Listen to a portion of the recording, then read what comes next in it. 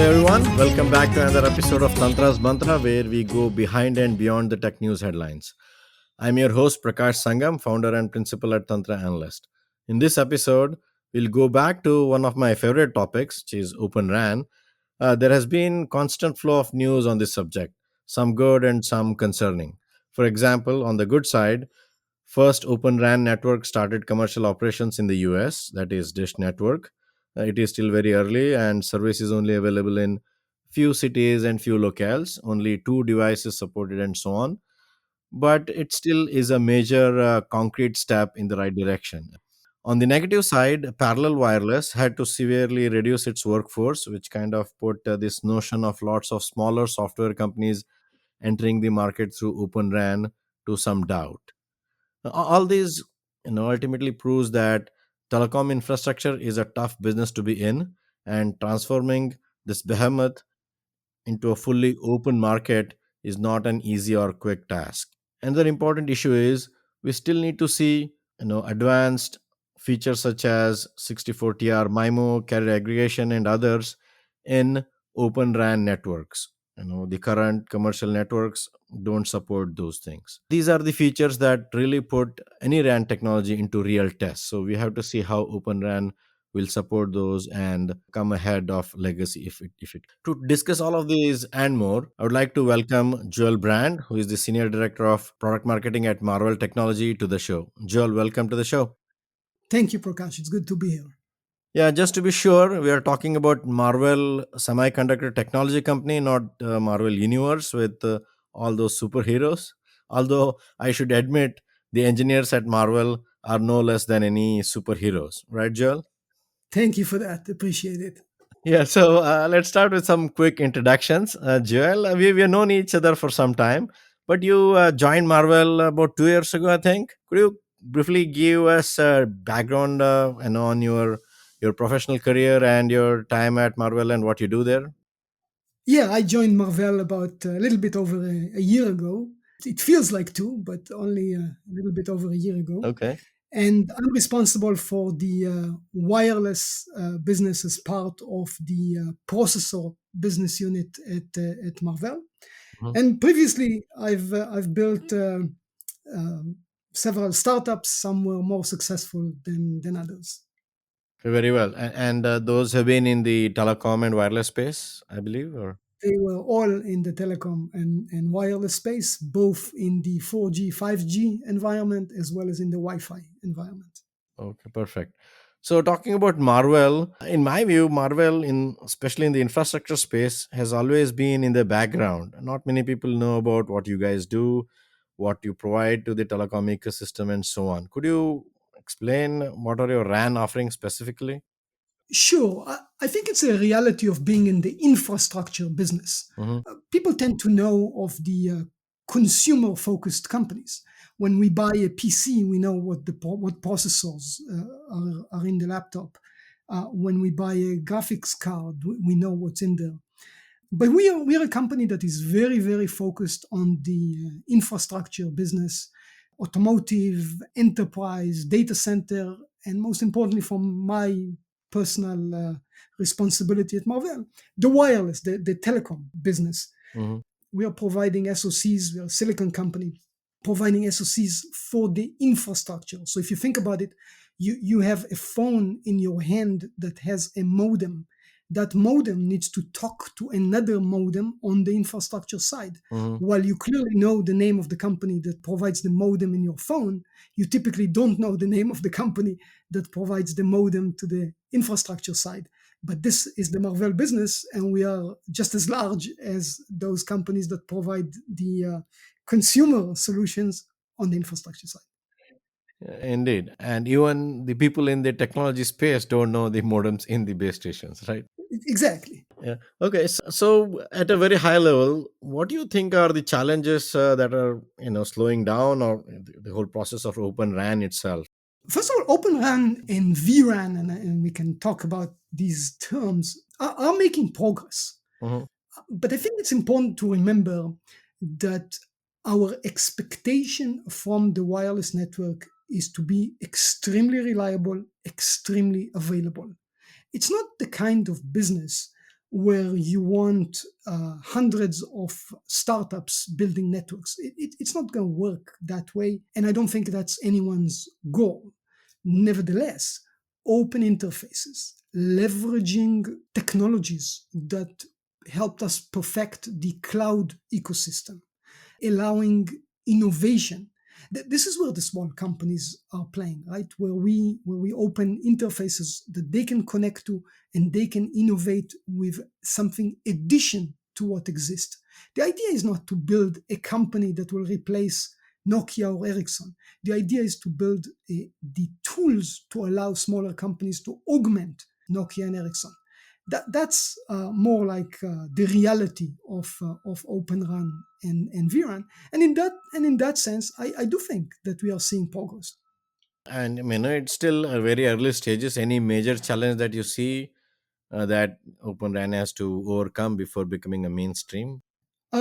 Again, let's dive into some details. Open RAN typically people refer to as the open interface between the radio unit and the distributed unit. Correct. It's a very specific interface, Hmm. and the idea of Open RAN is to standardize it such that you can mix and match radios and DUs from different vendors. Correct. Technologically, it's possible today, and there are examples in deployments where you see that. Rakuten, for example, is one such example. Right? They're not in the business of RUs; they're in the business of DUs, using a company that they acquired, and nevertheless, they succeeded to build a network Hmm. that works and serve quite a few customers. So it is technically possible. However, from a reliability, availability, testing procedures, support procedures, the operators find it easier to work with a major vendor. Hmm. And I don't think that's going to change. And in that sense, ORAN is facing some challenges when new companies want to integrate with the larger companies. But technologically, the concept is already there. Perfect. So we'll talk about the size and what you need a little bit later in the podcast. I have a couple of specific questions on that. Okay. You mentioned Rakuten and even look at Dish. Those are the two very known names as such in Open RAN. There are some other smaller trials and others so on. But they are, as I mentioned in the monologue, they are yet to support these advanced features 64TR, MIMO, aggregation, and others. So, what are some of the challenges there with whatever current solutions that they have to support those features? These features, by the way, are already supported in today's commercial legacy network, right? That's a very correct observation. What we need to do here, we need to separate between ORAN and vRAN. ORAN, we said, is the open interface between the RU and the DU, Correct. between the radio and the digital part. vRAN is the concept of trying to leverage cloud compute infrastructure to better scale and manage the RAN. And the company that jumped and tried to do that earlier than others, and in that sense, we do need to give them the credit, is Intel. Mm-hmm. But Intel did that with the goal of trying to run everything on a standard x86 server. Mm-hmm. And the consequences of running the 5G protocol stack on an x86 server is that you cannot support these advanced features. The x86 server, the x86 in general, is a general purpose processor designed for many, many things, but none specifically. Mm-hmm. And as a result, the L1 processing, which is a very specialized workload, is facing challenges when you're trying to run that on an x86 processor. And as a result, even Intel had to introduce a small FPGA to help the x86. It's not quite enough, but it's something to at least make the very basic features operate. Yeah, so basically, you're saying you need specialized accelerators for L1 and L2, which is layer 1, layer 2, which is the core of a radio communication. That's where most of the radio processing, if you will, the baseband processing happens. So you're saying you need accelerators there, right, for a specialized task. And you're saying the general purpose compute is not possible to do those tasks, or it'll be expensive or more, power hungry, or not battery efficient, not battery but power efficient to do those with general compute.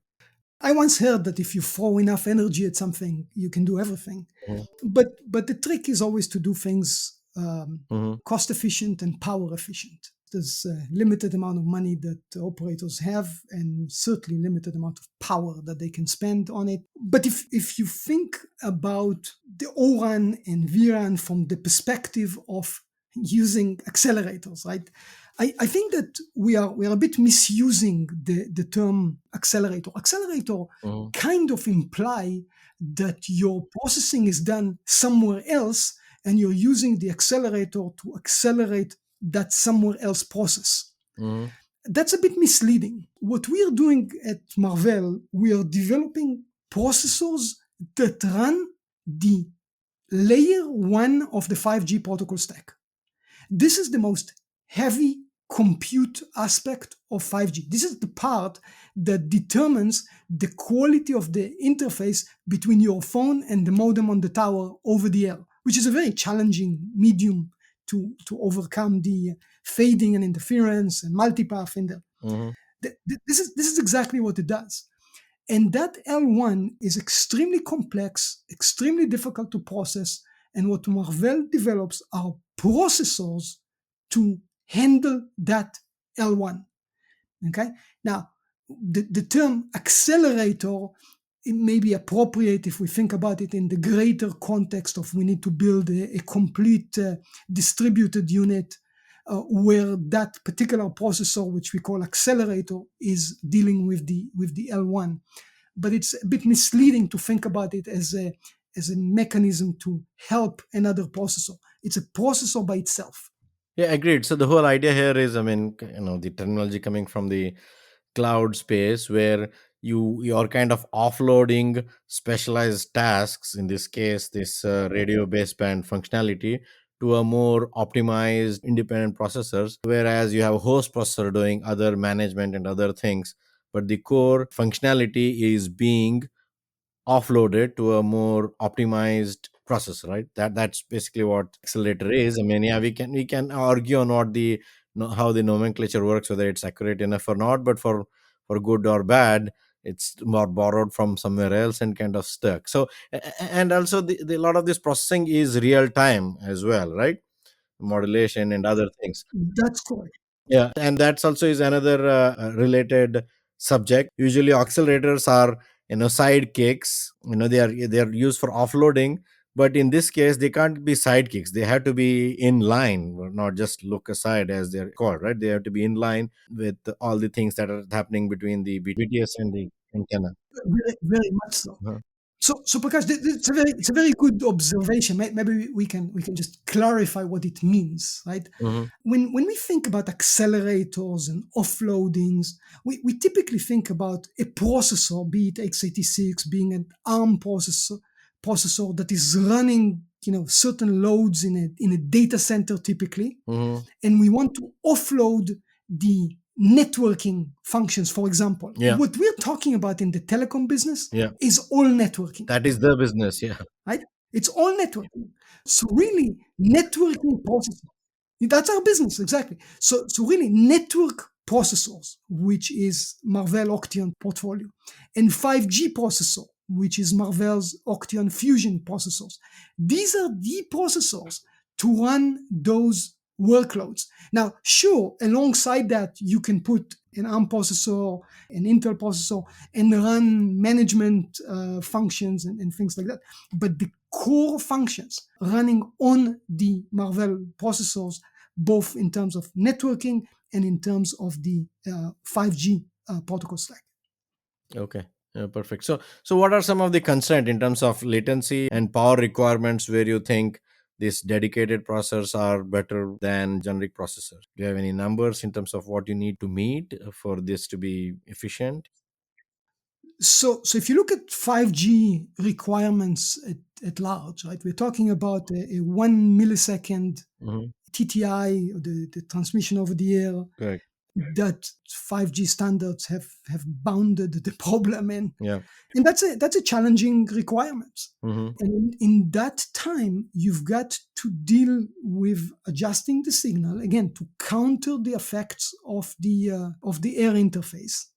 And the better you do that, the more traffic, the more spectral efficient you can make that air interface, which is critical given the billions that operators have paid for those licenses. This is what it is about. And there are features that if you don't design the processor to handle, a general purpose processor doesn't do very efficiently. Mm-hmm. This is the advantage. This is the advantage of the Marvell processor. I can give you a specific example. Maybe that would help. Think about something like successive interference cancellation. Mm-hmm.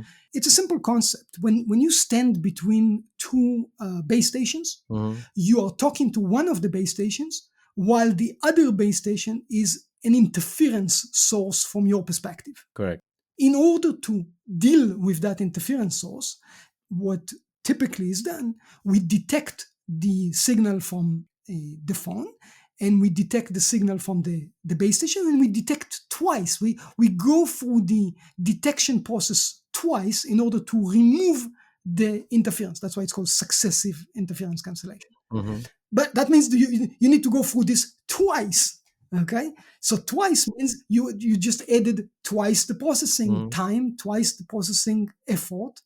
And if you think about something like a general purpose processor that goes to a look aside function to do the decoding, you've got to go twice through that interface. Mm-hmm. That's a very inefficient way of doing things. Here's an example where when you process the L1 directly on the processor, Mm-hmm. as we do it at Marvell, the performance would be significantly better. And any specific that you might have looked at in a study or something like that for a typical Marvell inline accelerator processor for the exact same functionality, how many more generic process do you need? So these things are moving targets. So I'm hesitant to put numbers behind them. But suffice to say that, as you pointed out, existing systems running on the highest end x86, running with the highest end instruction set architecture that they have, Mm-hmm. not sufficiently good to deal with multi-radio heads, massive MIMO, LTE and 5G on a single processor, a lot of functions that for us are a given. Yeah, so talking to Intel, they claim they can, but we'll see how these at least two major and many other trials and other deployments progress. Most of them are convinced that they need accelerators. Some, especially Intel, says they don't need. We'll see how they progress, and we'll decide then. Again, because just to be clear, Yeah, the concept of do you need accelerator or you don't comes down to the question of, can you make it power efficient? correct, And without dedicated hardware, you cannot make it power efficient. correct. Can you run the code? You can run the code. Can you make it power efficient? No. Yeah, I understand. So, you would think operators are, when they're deploying, they will look at ultimately those and decide because they have to deploy the best and most efficient solution, not because it is coming from some company, right? So, okay. So, moving on, you guys both supply to the legacy infrastructure vendors as well as to the same or maybe, different open RAN infrastructure as well. So, that is kind of an interesting dynamic that help you in your own technology and product development, or on the other side help your OEMs as well as the operators in terms of transitioning from legacy to open RAN? First of all, we don't see it as black and white. Uh-huh. We see this as a continuum of our business. Yes, we are serving the traditional deployed network infrastructure. Quite a large percent of 5G connection today are terminated Hmm. on our SoCs. And we've incorporated features over the years into our latest SoC portfolio that include Hmm. PCIe interfaces, that include virtualization capabilities. And we are making the same quality, the same capacity, the same power efficient SoCs available to the companies that are building vRAN and ORAN. Some of them are traditional companies that are shifting their business, and some of them are newcomers into the space.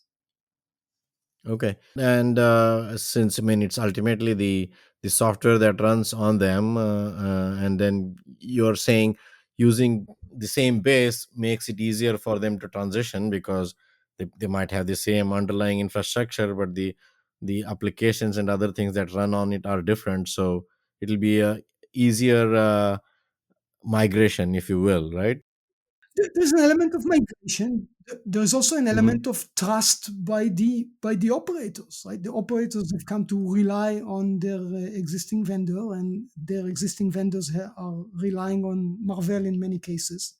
And the fact that we are a proven, reliable supplier of solutions exactly for this market is certainly helping us both with existing customers and new customers.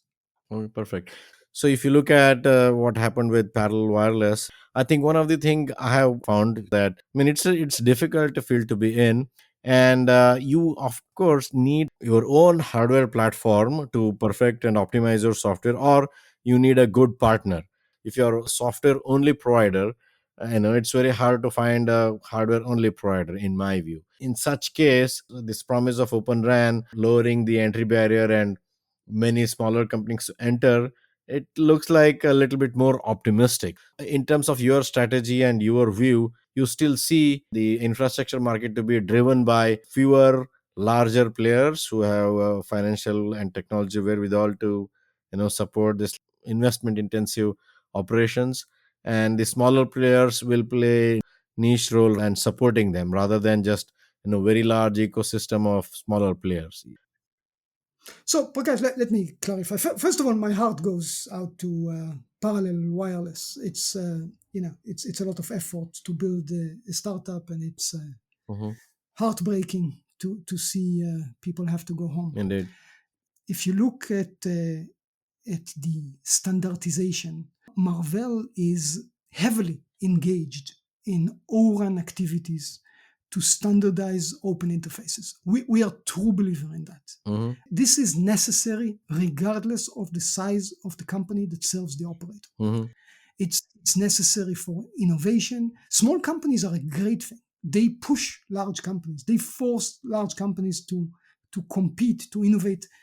It's absolutely necessary, and we are extreme supporters of open interfaces and standards, and we are heavy contributors.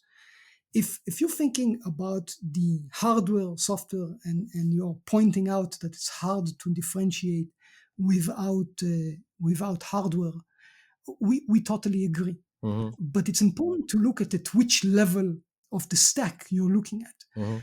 Servers, they have their place. Commodity off the shelf, standard hardware in the form of servers are fantastic solutions that are available at scale, cost optimized, and we should take advantage of that in the telecom business. So when we look at L1 processing, what we talked about accelerators, we are thinking in terms of something like a PCIe board that sits inside a Mhm. server where it processes the L1, Mhm. and the standard interface is between the L1 on that card and the L2 that runs on the server. Mhm. And that's an area where ORAN Working Group 6 has been hard at work trying to define that interface. Mhm. And this is a place where you can absolutely put a demarcation point that is open and available to everyone, and is the way to allow companies to come and integrate. Mhm. It doesn't have to be at the silicon level. Just think about it. It's not that Intel and AMD have the same instruction set architecture. Certainly not ARM, Mhm. right? So we don't necessarily need to do that at the silicon level, and yet all of these different processors are able to run Linux. Indeed. I think we covered a lot of ground. We can talk all day and night about this subject and still not come to an agreement or, decide where we are and where we are going. Any final comments or closing thoughts before we close the session? I hope we established that Marvell is a major provider to the infrastructure today, and we will be in the future, and we will grow as fast as 5G grow.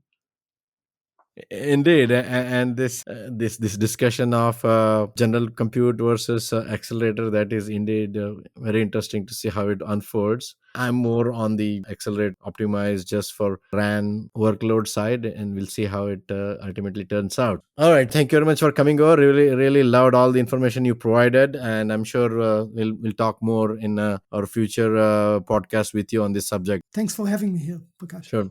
So, folks, that's all for now. Hope you found the discussion informative and useful. If you did, please hit that subscribe button down there in whatever platform you're listening this on. I'll be back very soon with another episode, putting light on another interesting tech subject. Bye bye for now.